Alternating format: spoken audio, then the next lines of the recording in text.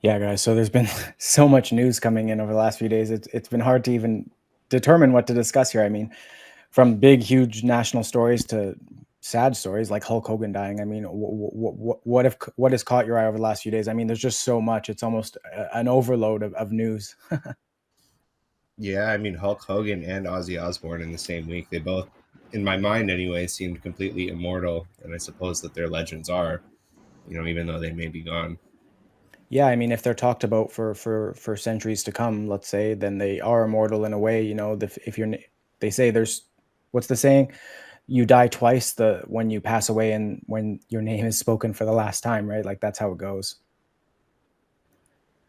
What Believe it. about you, Walid? Anything stick out?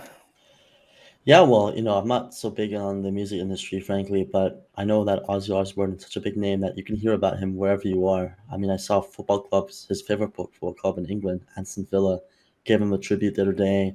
So wherever you are, whether it's the sporting industry or in the music industry, talking about a big name, obviously, and obviously the Hulk Hogan story is all over Twitter as well. So sad to see loss of life always, and of course, big names and people that have probably a lot more influence than you could realize sometimes. So very sad to see. Well, my name's Isaac Lamoureux. I'm here with my True North colleagues, Alex Zoltan and Walid Tamtam. Let's hop into that first story right away. So, obviously, some huge news coming out of this lengthy Hockey Canada hearing, and Alex trial here. But long story short, all five players in the high-profile case have been found not guilty after Ontario Superior Court Justice Maria Carocha delivered her ruling Thursday afternoon in front of apparently a packed courtroom. And I mean, yeah, you want to just take us through the case, Alex, and maybe some of the public reactions as well? Like, what's going on here? Yeah, sure. So there was actually five players that were defendants in the case. They were all charged with one count of sexual assault. One of the players, Michael McLeod, was charged with an additional offense, which was party to an offense. Um, Basically, in layman's terms, what that means is that he was accused of aiding and abetting other people in criminal activity. It was turned into a judge trial as opposed to a trial by jury after the highly unusual and, yeah, I guess say just unusual dismissal of two separate juries. We don't really need to go into why that happened, although that's an interesting story in and of itself. The judge was pretty brutal in offering her decision. She called the key Crown witness, which was the complainant. She goes by the name EM. Her real name is covered by a standard publication ban in these sort of cases. The judge called her unreliable, inconsistent, and not credible.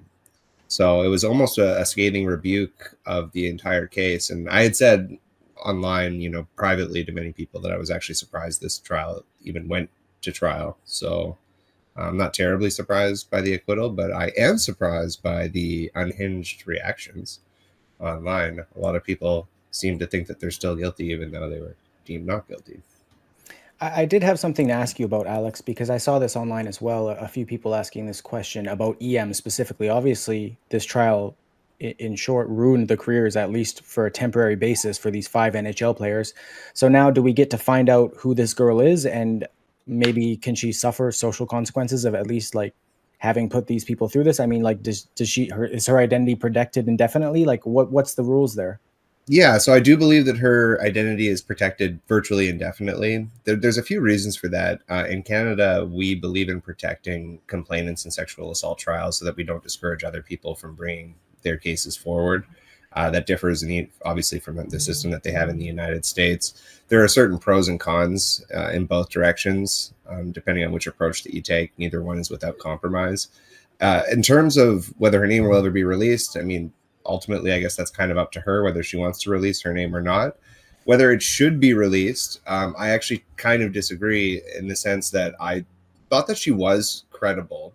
She was inconsistent, but I did think that she was credible in the sense that there was very little disagreement about what occurred. There was just a lot of disagreement over whether what occurred was criminal or not.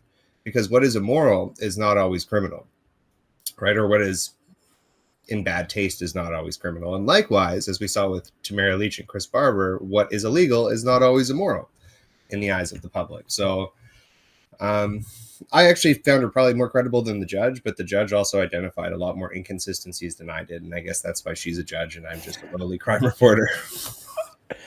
Yeah, Walid, were you paying any attention to the Hockey Canada trial or its subsequent, I guess, social reactions?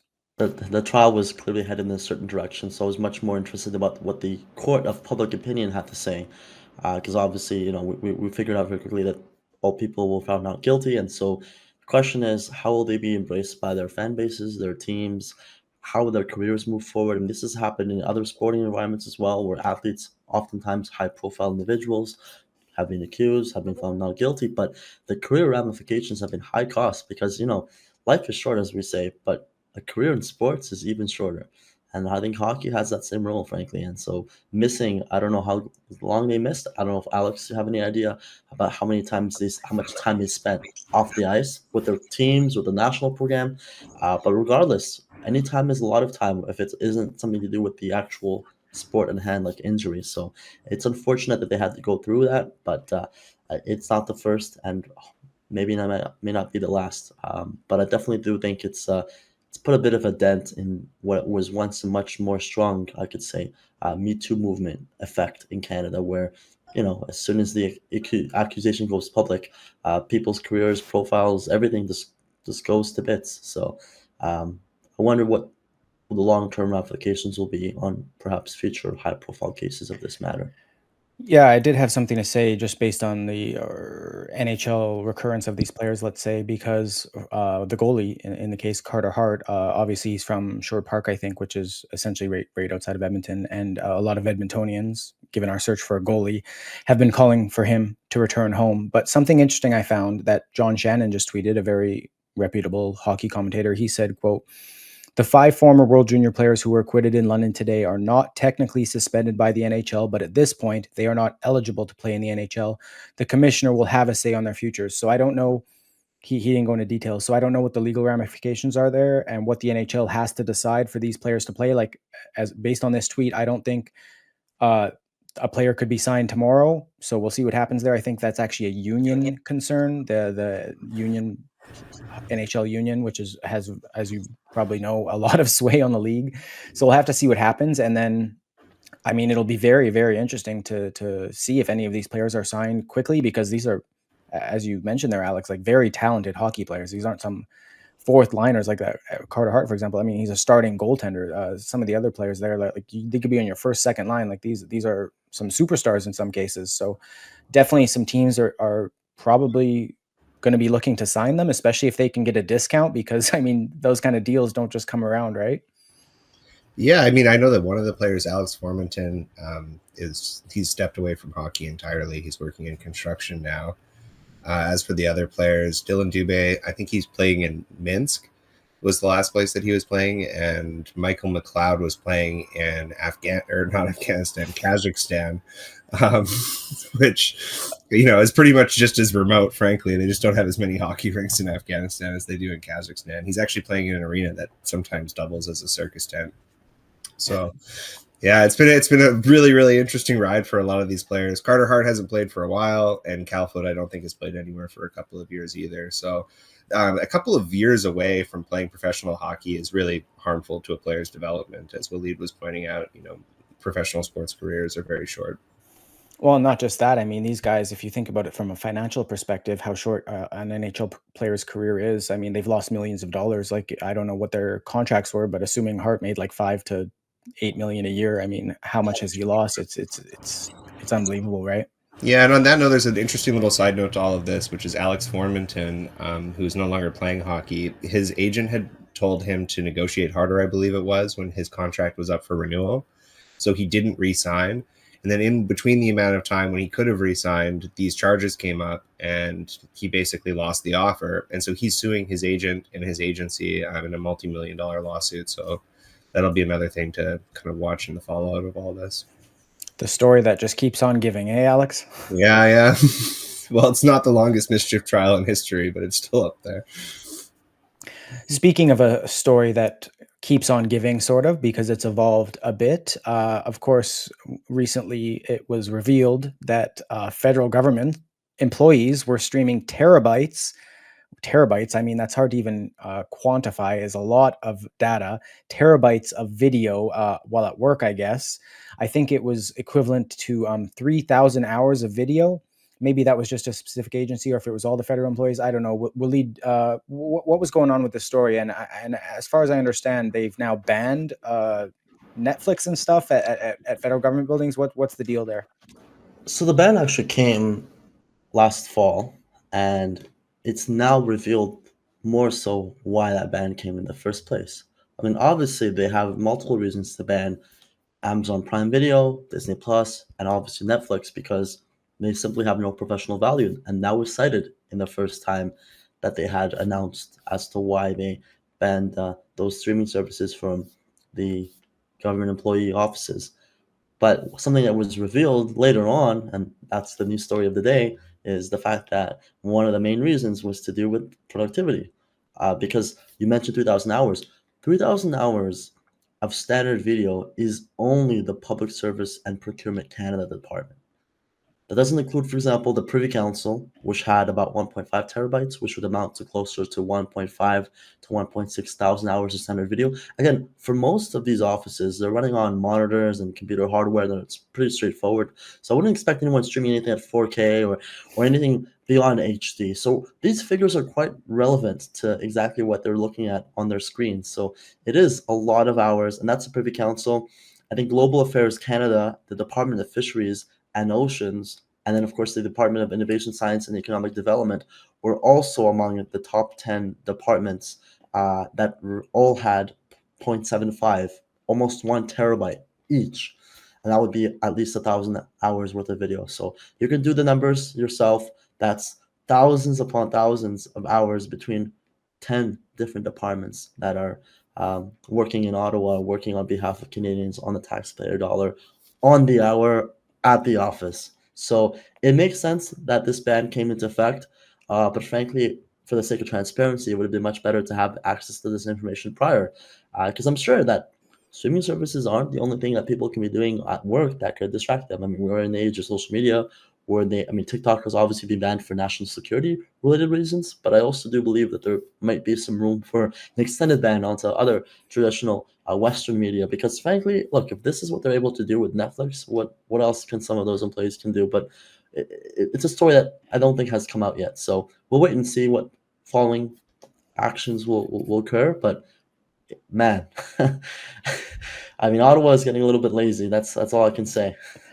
Yeah, Walid, there was something I wanted to ask you, and I'm going to self-incriminate a bit here, because I just want your opinion on whether you think the ban was effective. Because, and this is what I'll say, when I was like 12, I went to my mom's office for her Bring a Kid to Work Day or something. I don't know why I was there. And her office did like a blocker on Facebook and all these things. And I was a 12-year-old kid, and I bypassed it in like 2 seconds using a proxy. You could easily do the same with a VPN on any of your devices. I mean, it is so simple. These are adults, grown adults. I'm pretty sure they could figure this out if a 12-year-old little nerdy kid like me could have done it. So yeah, do you think it'll actually be effective, or are they just all going to be like, pay $5 a month for the VPN? I'll just bill the taxpayer for that anyways. Well, frankly, it depends on what the logistics are looking like. I actually think there's a great tie on this issue tying into the issue of work from home, because this is happening at the office. We're not looking at what's happening at home during office hours while employees are meant to work, because obviously they're given laptops and devices that are property of the government of Canada, which can have trackable features, of course, to be able to understand exactly what they're doing and have some level of idea of what their productivity is. But usually, if they're at the office, they may be using a kind of internal internet service, much better monitored. So with a VPN involved, yes, you can bypass the blockade in front of them, but can you bypass the monitoring systems? Can you bypass other features of accountability? That, I think, is a very interesting IT question to have or put towards the government on this story. I would love to follow up with any department, frankly, willing to answer that question, because I want to understand if this is part of the context as to why they've enforced this ban, then what will they do to continue addressing that very same context? Because it isn't just about the fact that Netflix has never been professionally beneficial to the federal government. Bureaucracy. It's never been. So we know that. They've told us that last fall. Now this is coming out. This is really the truth. How we're going to address this beyond just this ban. What else can be done? And of course, what else could be banned? as I mentioned before. So I'm kind of curious to know if this can also tie into the whole future outlook of a work from home hybrid system, because once you detach from the office, you're on your own home internet, you have much more, I think, flexibility to hide things away. You don't even have to use your work device, frankly. And that's the thing. People nowadays have 2 or 3 laptops per head or per capita at home. So it isn't like they don't have a second device to work off from. So if that's the nature, if that's the climate, or that's the culture at the bureaucracy now, then frankly, my hope for anything but cuts and anything but scrutiny is second to none. I didn't even know that Netflix had 3,000 hours worth of content. That's a lot. They probably have like 3 million hours worth of content, man. Yeah, I suppose. Is there any once you get into information the on what indie they're films. watching? Like, are they just watching like the same episode of Friends over and over again? This guy rewatched Suits 9 times. Oh my god. Watching it once feels like watching it twice. That's how I feel about that series, but that's a different story. So sticking with the federal government, but moving over to terrorists instead of video streaming. Yeah, we saw some things come out with the Liberal Public Safety Minister Gary Anandasangaree there. You wrote about this, Walid. What was going on? In short, Gary is someone that has been very involved with the Sri Lankan diaspora, and in Sri Lanka for a significant period in the 80s, 90s, and even early 2000s, civil war has ravaged the country, and militia groups that are designated as terrorist groups have been part and parcel of that. So what he did is, there are members of those groups, including the Tamil, or you can call them the Tamil Tigers, or Liberation Organization. I think the full name is Lanka's Tamil Tigers. That group is a designated terrorist group by over 35 countries, including Canada, since 2006. This group is actually responsible, and I never thought about this, I never heard of this before, but they were responsible for pioneering the use of suicide vests in insurgency and combat. I would have always think it was probably Al Qaeda or ISIS, but I think they've popularized it, but I don't think they pioneered it. So give credit where credit is due. But there was a member of this group, someone who admitted to be a member of this group, that had spoken to the Border Services Agency and admitted to be part of this group. Now, he didn't admit to committing any acts of violence. At least that's what his testimony says. He said he was a member of the group handing out flyers. And this member, along with a few other members, but specifically this case, which was brought to the global news, which then took around and made circles in media, Gary wrote a letter on his behalf, doing some charity work with some Tamil Sri Lankan diaspora organizations, trying to support his case to remain in Canada. And that letter is something that probably obviously contradicts rather, the statement of his office of public safety minister. He's sticking up for the terrorists, trying to convince our security authorities to allow him in, trying to bypass the security apparatus through giving whatever credibility his name has. And that letter, the last letter he issued in that case, was as early as 2023, when he was a sworn member of cabinet. Now, I'm not sure what his portfolio was, but now, or ever since he's become public safety minister, that scrutiny has been ever more bright on him, and I think it's well deserved, frankly, because I mean, this is ridiculous. I don't know how many other people in the Liberal cabinet have this kind of stinking food in them. Really, I mean, it's the most ironic thing. The public safety minister is someone who's sticking up for people coming into Canada. It's one thing to think about terrorists and have a view about a terrorist group in another part of the world, but to try to vouch for that person to come into Canada, I really think this is something that has to bring about a resignation at some point. Really, you think it should bring about a resignation? I don't think that's what Carney's talk has been so far. I think Carney's backed him on the record. I haven't seen what he said about this case in particular, but I've seen him defend him in the past when it came to the whole scandal with him and not knowing anything about guns and gun licenses and the things that gun owners have to go through in order to have guns in Canada. That was a story we covered, I think, last week on Off the Record. So our viewers can go back and watch that episode. But I think the public will put some pressure. I think there will be some lobbies and some concerned Canadians that will definitely bring this about with their MPs. But I don't know if Carney's the one to pull the plug without something biting him in the butt.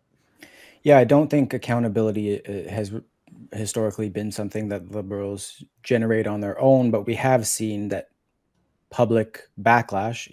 For example, just in relation to this Netflix thing, once this all got revealed, right? Public backlash can certainly have an effect on the Liberals and sway the way they make their decisions. So I wouldn't say that without public backlash anything would happen, but who knows, if people get mad enough, it could definitely move the needle. Yeah. What did you think, Alex? Just, I'm not as familiar with the story as I probably should, because I also wrote an article on it. But I'm just curious: did he ever get citizenship? I don't believe so, actually, and that's perhaps a sign of some part of the regime, our security regime, working. Yeah, as I was going to say, that seems like a rare win for either Mark Miller or Sean Fraser. Like a very rare win. I wouldn't pin the credit on them, frankly. I would pin the credit on the agents handling the case themselves, probably. Yeah, the Ministry of Immigration probably has at least one or two competent bureaucrats in there somewhere. So somewhere buried deep in the pile.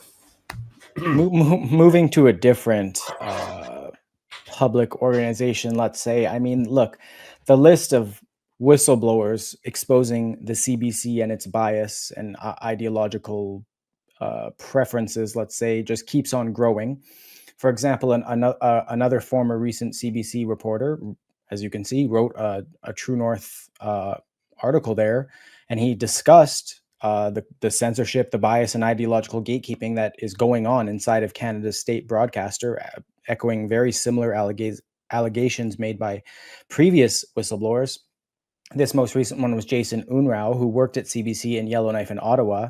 And one of the things he wrote in his True North column there was, quote, the CBC's culture of ideological conformity and censorship up close, that he witnessed it, and that it would shock most Canadians, but perhaps less so and less so with these more whistleblowers who keep coming forward and kind of pointing a spotlight on what the inner workings of the CBC are from an employee culture perspective.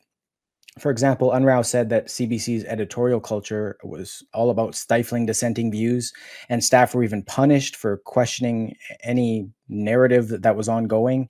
Like he claims, for example, stories that were skeptical in any way of climate change or Indigenous narratives were just completely shut down by woke managers. He referenced at one point bringing on MPP Randy Hillier, and the manager just said he's crazy. That's it. He can't come. Like that's all it was. There was no reasoning given aside from the quote crazy. And of course, this follows very, very, very shortly after we saw Travis Danraj resign very publicly from the CBC and the claims he was making, which were that he was forced out after raising concerns about tokenism and political bias. And then there's other examples. For example, from 2022, it was Tara Henley, who was a former producer, and she similarly accused the CBC of promoting a radical political agenda, even requiring staff to racially profile guests just to meet diversity targets. And she described a workplace where certain viewpoints, again, were off limits completely, and critical thinking was discouraged. Something Unrau raised was he said, look, people want to be at the CBC because the pay is phenomenal. And outside of that, though, it may not be as good as it looks.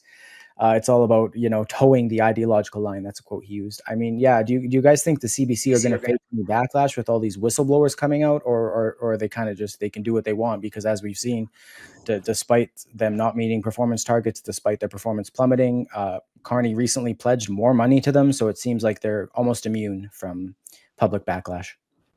Well, I think that they certainly should. As somebody who is an outsider who went into journalism kind of later in life, my background was in a different field entirely.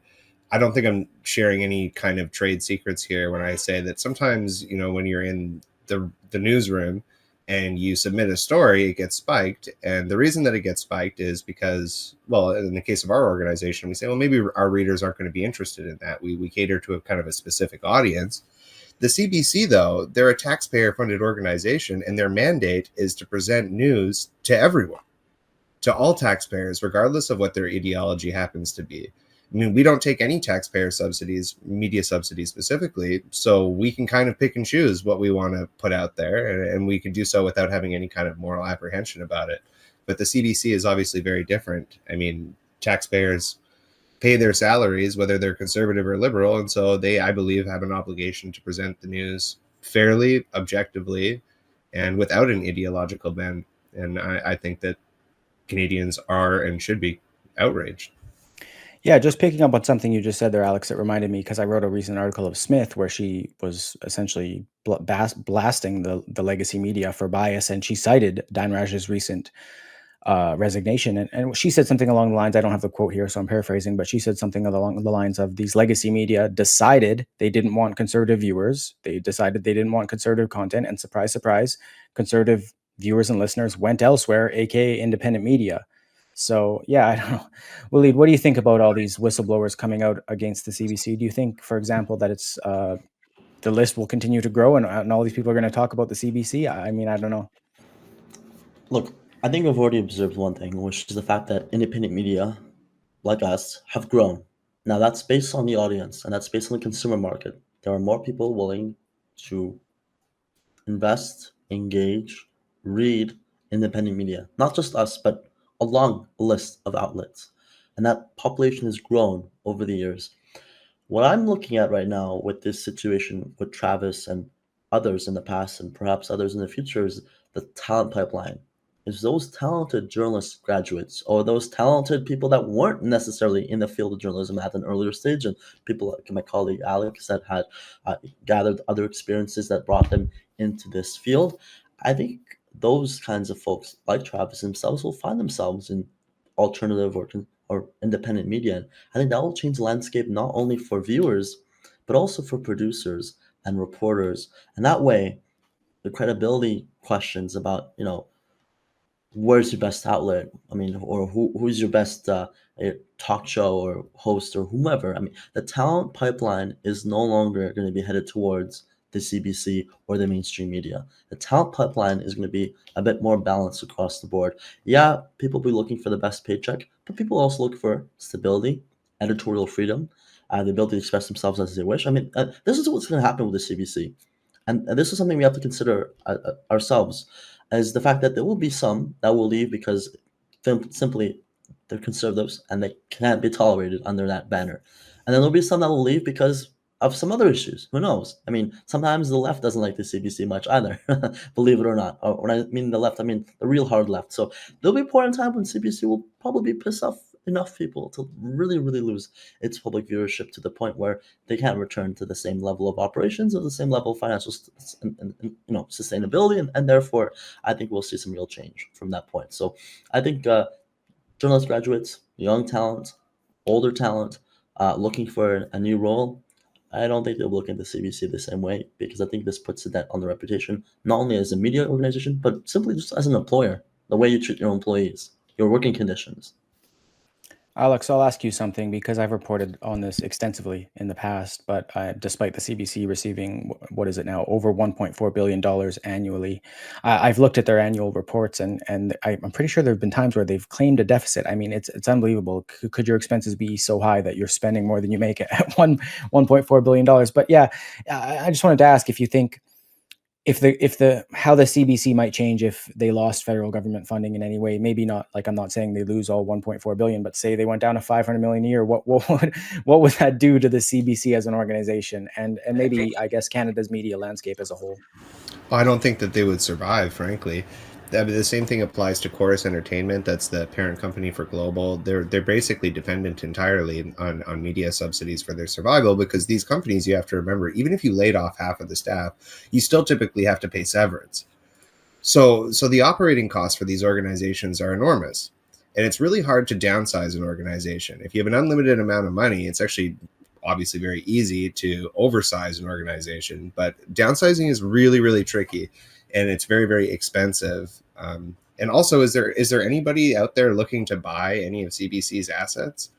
Like, a lot of their media. Didn't Pierre Poilievre say he was going to do that to turn it into housing, or just not? He wouldn't have to buy them, I guess. But yeah, he wanted to turn the CBC headquarters into housing. Yeah, which I actually think is a great idea personally. I mean, we do need more housing, and we probably need fewer government subsidized media companies, because Ezra Levant said this when we were in Montreal for the leadership debate, and there was that big meltdown in the journalism room. He said these days everybody has a phone, and everybody with a phone has a camera. So just about everybody can be a journalist, frankly.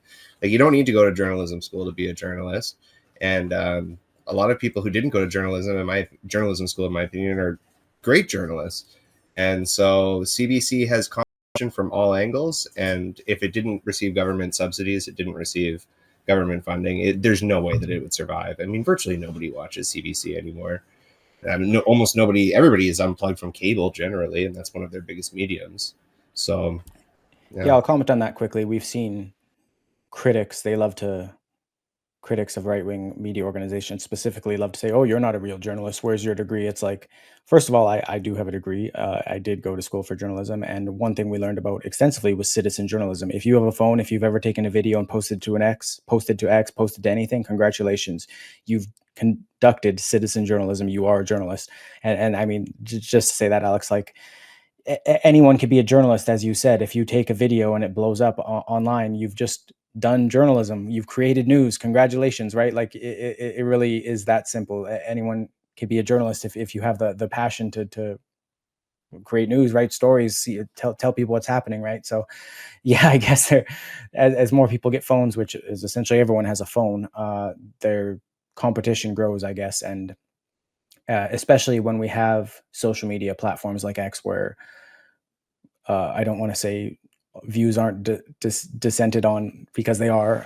As we saw, Melanie, our colleague's account got banned, I think. I don't know why, but in a way, it's pretty close to freedom of speech, and you can get all viewpoints on the platform, despite there still being a bit of problems. It's certainly nothing to the levels of censorship that we may have seen in the past with Facebook and stuff, especially around the was it the 2020 American election? But anyways, I'm rambling on here. I still think doctors and engineers should go to school. Yeah. Yeah, and more importantly than that, not just go to school, be hired on merit, not because they have a certain skin color. Because, I mean, I've talked extensively about this too. It's like, if DEI prevails, then when you walk into a doctor's office and you see someone that might be a DEI hire, that's of course the first thing that is going to come into your mind. Is this person even qualified? I mean, it's worse for everyone, the consumers, the employees themselves. I mean, there's nothing that could supersede and be improved on than merit-based hiring. Yeah, I mean, people should be judged by the content of their character, not the color of their skin, of course. And that, I think, should also apply to people who are applying for work. And media companies too. They should be judged by the quality of their production, not by government funding they receive. And especially when independent outlets are competing with an organization that receives $1.4 billion a year, and independent outlets that receive no government funding. I mean, talk about David versus Goliath right there, right? Yeah, no, absolutely. And I'll just add one last thing from that, the leaders debate scrum. It was really interesting to me because the independent media beat them all to the front of the line. So despite them getting this, $1 billion head start from taxpayer subsidies, they still didn't bother to get out of their chair and do their job when push came to shove. And I feel like that really should have been the big story, rather than us all getting ejected. And yeah, but you did, Alex, and you got a great question in. So well, thanks. Thanks. Yeah, we'll see if they'll ever allow me back. I doubt it. Remember, I was banned from even going to Carney's launch party there. I was escorted off the premises. So, I mean, I don't see that changing. But hey, you never know, I guess. No, I mean, like, if they don't let us back, I imagine that we'll probably just take them to court again. Because ultimately, we have a right to be there. That's right. Yeah, and it's not the government's job to decide who's a journalist and who isn't. Well, they think it is. If you don't receive taxpayer funds, you can't be in there. Yeah, which is quite outrageous when you consider the fact that receiving taxpayer funds makes you more compromised and therefore less credible. So you would actually think that they would be prioritizing the free speech rights of journalism companies that aren't receiving government subsidies, because it means that they're truly independent and more likely, therefore, to tell the truth. Anyways, my name's Isaac Lamoureux. I'd like to thank my colleagues Alex Zoltan and Walid Tamtam. And remember, everything you heard today was off the record. Yeah, Walid, you were in court today, right? What happened there? Do you want to just talk about that quick?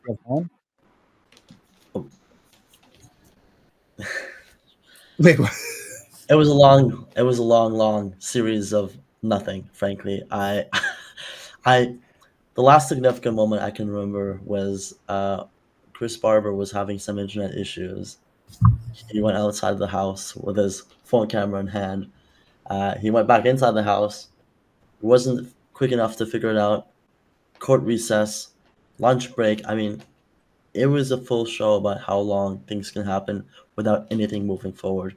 But inconclusive thus far. No sentencing as of yet. But The I'm wheels sure of Alex will. justice turn Oh. slowly, right? I have an update. I know you got to run, Walid, but September is the when we're going to hear about the sentencing. September 7th. Yeah. Yes, that's the 7th. Remember that. So that's like the official sentencing date. That's when I thought that was supposed to be today, though. So can they just push it back again? Like, how does this go? No, It's not next even. proceeding. So September 7th is actually the forfeiture hearing for Chris Barber and Big Red. And then I don't even think they've set the date officially for the actual sentencing, which I believe will be in late September. It might be even in early October. We'll have to wait and see what happens. I'm interested to at least see if the public discourse can have any effect, because obviously a lot of people are very unhappy with what's going on so far for these mischief trials, right? Yeah. Yeah, it's pretty outrageous.